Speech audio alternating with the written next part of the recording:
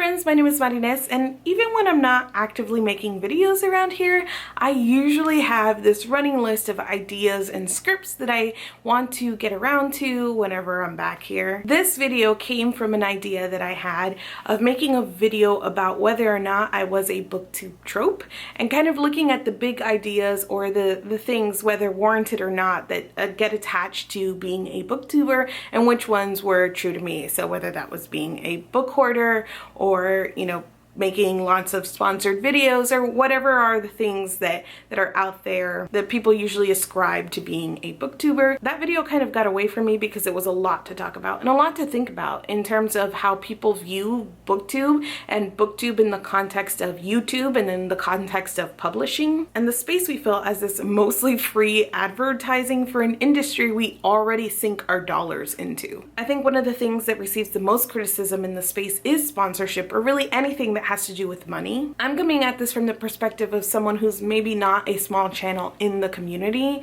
I still feel like a small channel in a lot of ways, even though I know because our numbers are so spread out, but also still so small compared to what is considered big in the YouTube community as a whole. I'm in this weird middle ground where I still feel super small, but comparatively, I don't think it's fair to call myself a small channel. I don't know. It's super weird. I've had tons of conversations about this offline with friends, like, what makes a small channel? And all of them are like, you're not it, but I feel like it. So anyways, I'm coming at this from a still kind of small, medium-sized channel on the booktube community that I have not made a ton of money off of booktube at all. Of the 167 videos that I've made over the last 3 years, I've had one sponsored video and made something like 70 hypothetical dollars that I can't cash out yet across the lifetime of this channel. I'm not getting rich off of these videos, and it's hard to imagine that anyone is getting rich off these videos, and if anybody is using this to sustain themselves full time, like, props for that hustle. I'm only going to address ideas and misconceptions that I've come across personally, and again, this is from the perspective of my channel, a medium-sized channel. So I'm not saying that what I'm saying is right or wrong,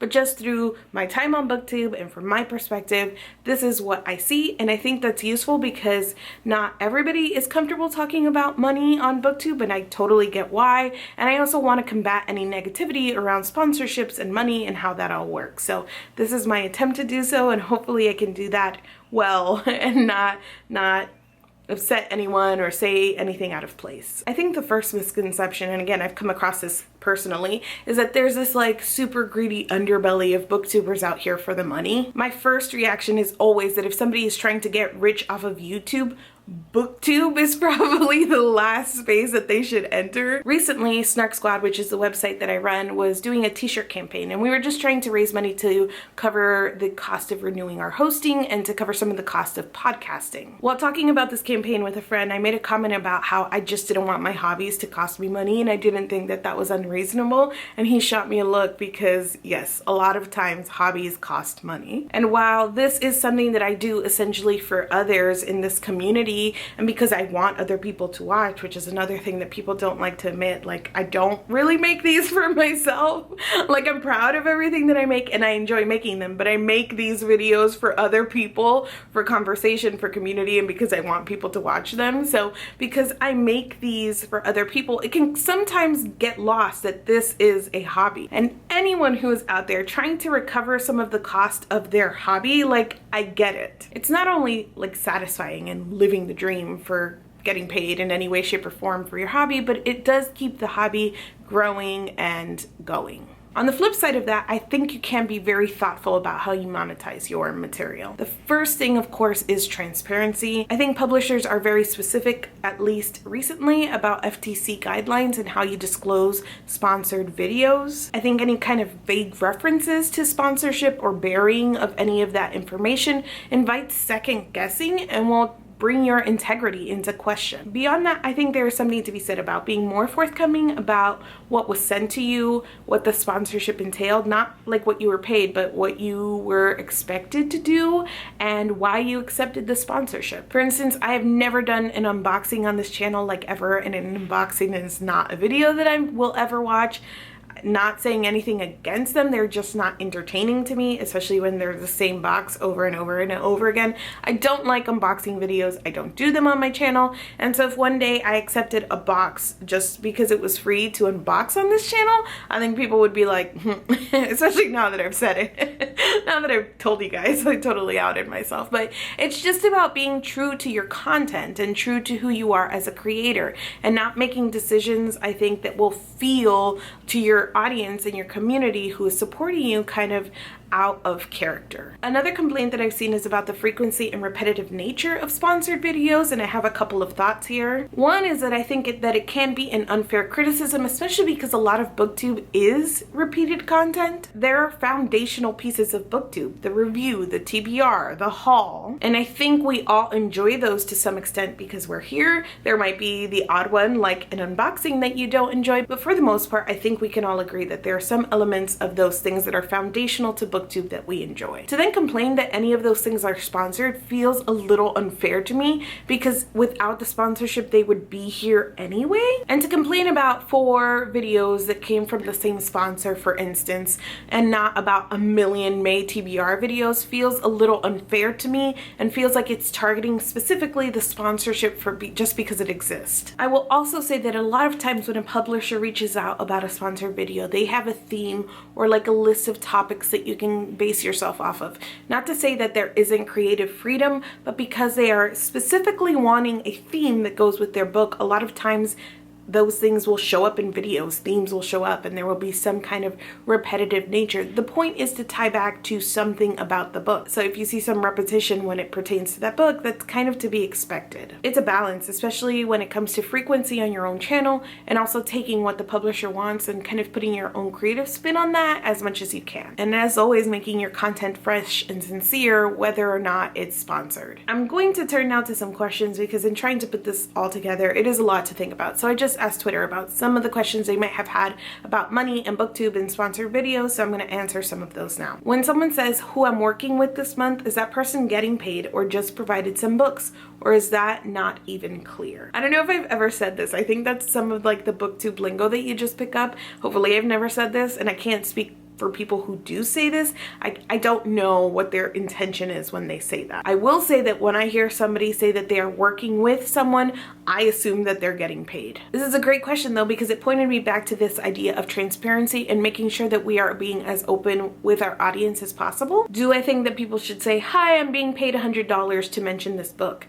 Probably not that graceless, but I think there is something to be said for making things clear when you are an ad, when you're being sponsored, when the video is being paid for, versus when some things were sent your way from the publisher, and whether or not they were sent to you because you requested them or just because the publisher sent them your way. How often are you contacted, and how often do you contact the publisher? I think when I first joined the community, I read all of these articles and blog posts and things about how to contact publishers and how to get ARCs, and I was very excited about this prospect of ARCs, and I think that that was probably killed for me. BEA, when I went 2 or 3 years ago, it was the only time I ever went to BEA, was when it was in Chicago most recently, and I came home with like 12 or 13 ARCs, and I promptly read none of them. I think since then I've read 1 or 2 of them, and I just realized that being a mood reader and being somebody who typically doesn't buy books unless I've read and enjoyed them, with the exception being like book of the month or something like that, ARCs are not necessarily for me. There are times that I'm really excited about a book and I would appreciate an ARC, but also if I'm really excited about a book, I'm probably going to find a way either through the library, or I'm going to put aside some money to buy it and I can talk about it when it's released. So I'm not, at the beginning, I know why people get so hyped on ARCs, because I feel like that there is this, like, I don't know, prestige that goes with it, a little bit of excitement. It's part of what you hear a lot about in the community. So I totally fell into that. I was requesting things all over NetGalley. Like it was pretty hardcore for me when I first joined the community, but I quickly just found out that it's not me, it's not how I read, and I ended up with a lot of ARCs, not reading them, and then feeling guilty about that, which I didn't like either. So it's been a while now since I've requested anything from the publisher at all. It's only been recently that I've been getting contacted by publishers. I was told by a lot of my friends in the community as I was growing that 10,000 subscribers tends to be about the mark, give or take, where it just kind of takes off in terms of publishers contacting you and sending things your way. I'm at early 9,000s right now, I think, as of filming this, and I've started to get contacted by publishers, but also I think a lot of that is because of BookNet Fest, because I've been putting myself out there for the event and now people have my contact information. So I get contacted maybe once a month at this point, maybe a little bit more depending on when releases are coming out. And sometimes it's just press like, hey, this book is coming out, maybe you could help us out with this. Sometimes it's like, hey, we've sent this book your way. And then less often it's, hey, we want to pay you some money so you can mention this book in any kinds of videos. When people say that they're excited about a book in a haul and they're obviously getting paid to talk about it, are they really excited? I think that this question is like laced with the saltiness that people approach sponsored videos with. Like, how can we trust you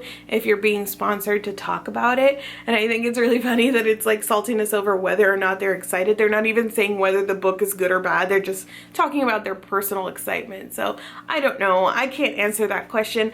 I would hope that anybody who is talking about a book is doing it in an honest and sincere way. But if you're watching a channel and you can't even trust them to say they're excited when they're excited, or I didn't ask for this, but it seems cool, I mean, which is also a very genuine response as well. Like, I'm not excited about this, but they sent it my way and I might read it, or whatever it is. Whatever it is, if you're watching a channel and you don't trust them enough to believe what they're saying, I don't understand why you're necessarily watching that channel. Hopefully the people who watch my channel, who have gotten to know me, who know my review style, you know, all of that, you will come to my videos and believe what I'm saying. I don't know if that's asking too much. Maybe you just kind of hate watch people. I don't know. This is a rambling answer. Basically saying, like, I don't know what people are insincere when they're saying it. My point is that I'm the type of person that I curate my feed, that even if I don't think that you should agree with everybody that you're watching and all of the reviews, it's actually really nice to have a variety and a diversity of opinion and people in your subscription box. But I curate my feed in a way that if I'm watching somebody, I generally believe that they are a sincere person. I don't think that they're trying to bamboozle me for the sake of like whatever money that the publisher sent them or whatnot. And if they're holding up a book that they're excited about that I'm not, it really doesn't bother me. It doesn't rub me the wrong way whether or not they got paid for it. So if they were holding up that book and saying they were excited about it and they were not paid, like, would it bother me? I don't know. I keep trying to explain this better and I'm just rambling on and on. I feel like you should be able to believe the people that you are watching to a certain extent, at least far enough to believe that if they say they're excited about a book, they actually are. How much do people get paid? What are the different contract types? I figure some are just to show it, some to review it, etc. I don't know if this is necessarily true because, again, this is in my limited experience, but I think more and more now publishers are getting away from the sponsored review. I think that since probably like Carve the Mark and that whole situation happened, that there was a little bit of a shift in how publishers approach the sponsored video. But I don't know. I'm talking from the perspective of me and people that are kind of on my same level, my friend group. I don't know how it is for the biggest booktubers out there because I've never had those conversations with them. More and more, I think publishers are reaching out and asking people to just mention their book as a way of like spreading the word, advertising awareness, and a lot of times that mention is in themed videos or in TBRs or in hauls or videos of that nature. A lot of times they'll specify that you should mention the book, the author, provide buying information, a little summary, and then go on with your video as normal. A lot of times the contracts will also include some promotion around the video, so you have to tweet it, you have to Instagram. You can't just like make the video, put it, you know, unlisted and never talk about it. You've actually got to promote it to your audience as well, and sometimes that is included in the contract. And as for what they're paying, I suspect that it is different in tiers of audience. I have seen personally that somebody will get like a sponsored book box from the publisher, and then a bigger channel will get more involved book box, so they'll receive more from the publisher. Based on that, I would also think that sometimes bigger channels get paid more. I'm not sure though. Again, I've not had these conversations with anyone kind of outside of my circle, but I will say that I think the average sponsorship is probably between $100 and $300. I would say that that's a safe range. I'd like to know whether favorable reviews are generally requested or demanded in these partnerships. In the beauty community, they often are. I have heard stories, and I don't want to like spread rumors and hear stories of publishers being prickly about reviews after the fact. I've never heard of publishers ever demanding a positive review, and I've never in all of my interactions had anyone tell me that I had to say something positive about the book. Literally, they're just wanting you to mention it. It's like advertising. It's an ad. Like, you know, they want to get the word that the book exists out there and drum up excitement. So I've never been asked to review a book positively for money. I have never directly heard of anything like that either. I have heard of publishers being mad over negative reviews after the fact, but what can you do about that? If anyone refuses to work with a publisher for a certain book, do they get asked again? I'm guessing publishers would try again because it's opportunity for more advertising, but I wonder anyway. I think a lot about the dynamic of this community, especially because it is a hobby, an unpaid hobby for the vast majority of us, and it's tied directly to a professional industry in publishing and the dynamic between the two, but also, even though this is a hobby and my opinions are my own, the responsibility to an audience and balancing all of that dynamic can be a little weird. But I think that a lot of this, the reason I'm mentioning it is that a lot of this depends on how you handle yourself. There's a level of professionalism I think that publishers appreciate, and I always try to get back to publishers in a timely manner. Even if I'm saying no, I like to do so. I like to let them know and not just go unanswered, and I let them know specifically why. So if somebody reaches out to me and says they want me to cover like the next 50 Shades, I would politely answer and say, thank you so much for thinking of me. I really appreciate it. Unfortunately, this is not something that I would usually cover on my channel, and I think you would be better served with somebody else. If I can suggest other people, especially marginalized creators, that I think will better serve in this instance, I will also suggest that as well, which I think is a neat little way to like help the publisher and not alienate them, but also say no thank you in a polite manner. So I suggest that to you guys as well, especially to get the names of marginalized creators who might not get the opportunity otherwise out there. And then just end the email with, I would love to work with you guys in the future, especially if you have any books that are X, Y, and Z, to tell them what kind of books you would be interested in, and then just sign it off. And I'm not going to imagine that a publisher is going to be like, oh, they didn't want my book.